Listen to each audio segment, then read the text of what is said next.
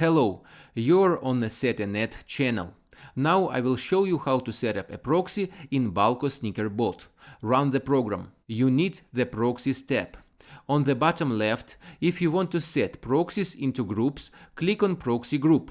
In the window that opens, you can set the name of the group. In the future, you can set as many groups as you need.